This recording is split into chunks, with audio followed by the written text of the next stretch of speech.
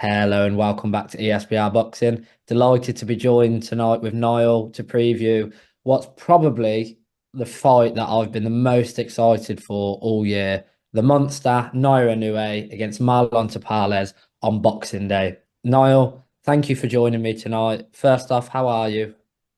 Yeah, I'm good. Thanks a lot. Hope you're well too. I'm really looking forward to this one. A nice treat for right after Christmas. Yeah, like you say, an unbelievable treat. Boxing Day in this country is a big sporting event, well, across Britain, really, and Ireland, horse racing meetings, which are huge, full football fixture lists. So to be getting a fight of this nature on Boxing Day is just an absolute Christmas treat, as you said. We'll go straight into it. I'm going to fire a question straight at you. Is Naira Inoue unbeatable? I have to say, yeah.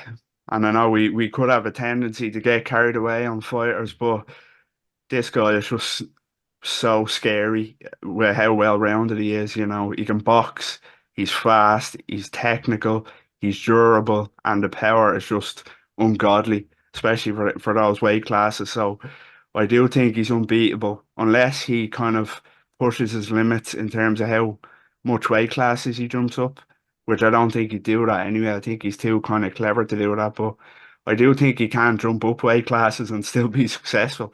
Past super bantamweight is crazy that is to say, but so far I just think he's totally unbeatable. He's making world class elite champions look like they don't belong in the same ring as him. So yeah, he's unbeatable for me. I have to agree. I think he's just a freak of nature to be at that weight and to knock people out the way he does. He's the lower weights of boxing unfairly, in my opinion, but the lower weights of boxing, your flyweights, your light bantamweight, your bantamweights, your supers, etc., they don't get the coverage they should, which is unfortunate. But on the back of that question, sort of just a quick brief one, is he pound for pound top three for yourself? Yeah, I think he has to be pound for pound top three, to be honest, for what he's done in multiple weight divisions and then what he done to Stephen Fulton last July. Stephen Fulton was supposed to be the biggest test of his career, quality operator and world champion, and he just blitzed him. Like as soon as he started touching Fulton, Fulton didn't want to be in there with him. He didn't like what he felt, and he just the statement he made in that and what a lot of people thought would be a 50-50 fight, or at least a very close fight. And he made that sort of statement in his first fight in the weight division too, which is insane.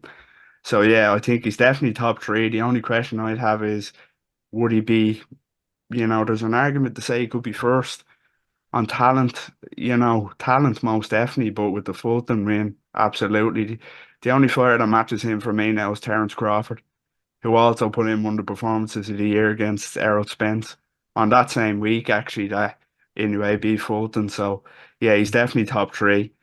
And if he goes undisputed, which I think a lot of people expect him to do in at 122, there's every case that he could be number one. Yeah, I mean he'd be I believe four weight world champion. If he's adding more world titles, and can he go up another weight? Possibly. I don't know how far he can push it. But it seems like there's no stopping him at this moment in time. Um, Everyone sort of said Stephen Fulton, the biggest test. Well, it was, sorry, Nonito Donaire was the biggest test. He obviously went to a decision with him. Then he knocked him out. Then Stephen Fulton was the biggest test. Unbelievable performance against a tricky opponent where many felt he may come undone.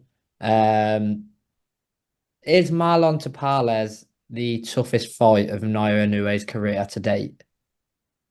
No, I don't think so. And that's no disrespect to the Palace. I've done a couple of videos now about this fight, and you can almost sound disrespectful, but it's not like that at all. The Palace is a quality fighter, but he's no match for Inoue, but nobody really is. But I think in terms of his toughest fight, as I mentioned, I think he already had it this year against Fulton. Well, on paper, his toughest test, and he passed out with flying colours. But even his toughest test, what turned out to be his toughest test in Donair, he still, he came through that. He came through that gut check, and then he kind of made a serious statement in the rematch by blitzing him in a couple of rounds. So yeah, no disrespect to Tapales, but I think he's already beaten on paper what was supposed to be his toughest test to date in Stephen Fulton. What do you think? I mean, it's almost a ridiculous question because we've seen the power Inoue has, but it's not just the power, it's the spite behind his punches, it's the combinations, it's the skill levels. He's genuinely got the full package. How and what does Marlon Tapales have to do to even get close to Inoue and possibly get a shock victory? It's gonna sound like a bit of a cop out this, but I just think there's nothing that he can do to get a victory here. The last time out against Akhmadaliev, he fought an excellent fight. He set traps beautifully well, he counterpunched well. Defensively, he was so solid. So I think if he does that, he could have early success against Inoue the first 2 or 3 rounds, but he'll eventually get caught and worn down. And then if he kind of takes it to Inoue, and kind of becomes the aggressor here on the front foot, I don't think he has the power or the strength to kind of get Inoue's respect that way. So if I had to pick a way for him to have his best chance of success, it'd be the performance against Akhmadaliev, defensive, setting those traps, counterpunching beautifully. But I just still think it's a matter of when, not if, he gets caught and gets stopped. Again, there's no shame in that, but he will get caught and stopped. It's as simple as that, really. And I hate to be that kind of conclusive on one of these videos, but it's just the type of savage we're dealing with in anyway. No, I have to completely agree. I mean, Tapales has had, I believe, 9 stoppage victories out of his last 10 wins. So he's put on almost a nasty streak. But if you look at his record, he's got 19 knockouts in 40 fights, 37 of those fights being wins. So 19 knockouts in 37. So he does carry some power, because obviously in recent times he has been stopping a lot of fighters, but I don't think he carries the power that's really going to trouble or bother Inoue. A lot of people said Stephen Fulton will be the bigger man. Could he bully him? Yes or no, sort of thing. How's Inoue going to react if he's caught? And to be honest, it's probably the biggest test I've seen where someone has passed it with the absolute most amount of ease, and flying colours doesn't do it justice. To be quite honest with yourself. So I think Tapales has to do the old cliche of get on his bike and run for 12 rounds, and hope he does enough within those 12 rounds to either land a punch from the gods or to do enough to get in and get out. And if he's on his bike, Inoue can't get close enough to him. But for me, it's slim beyond slim chances. Now, I already know the answer to this question, but it is a preview. We do have to ask it. Who wins this fight on Boxing Day and how? Again, no disrespect to Palace, but anyway, he's on a planet unto himself. So I think I'm gonna go set. He takes him into the second half of the fight, I'll say, and stops him about round 7 to 9. A lot of people are saying maybe anyway, kind of blitzes him in the first half, and it wouldn't surprise me if he did. But I think Tapales might be clever enough to get past the sixth. But as I mentioned, it's a matter of when, not if. So yeah, anyway, 7 to 9 stoppage for me and undisputed champion again. Yeah, I have to agree. If you look at Inoue, it's a weird one. It's really hard sometimes to predict how sort of when he's going to knock someone out, because you look at Paul Butler. I mean, I know they said Paul Butler dared to be great, but that was inevitable, and it just seemed Inoue was having fun in there, and it almost got to a point of like, okay, it's round 11 now. I've got to be stopping him.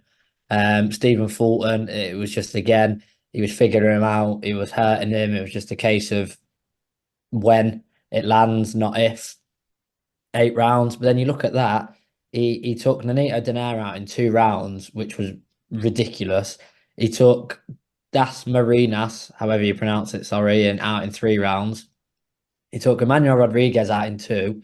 He took Payano out in one. So it's almost if he analyzes it and feels, do you know what? I'm so much better than you. I can go in there and it's done. It's dusted. It's early.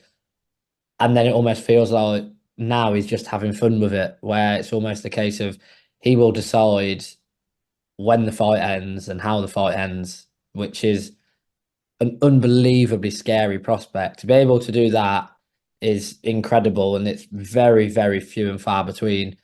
However, I do think the viewers on this one, let us know in the comments, guys, if you think Tapales has a chance of winning, but I'm pretty certain everyone will be on the same page as ourselves, Niall. I'm sure the majority of the world, bar Tapales fans, will be back in Naoya Inoue to get the stoppage. But it's been an absolute pleasure to break down, like we said, an absolute treat of a fight. It almost feels like an extra Christmas present for us. And I extremely look forward to be able to watch that fight between the football and Boxing Day. Niall, thank you so much for joining me tonight. It's been an absolute pleasure to discuss an incredible fight. Thank you. Take care.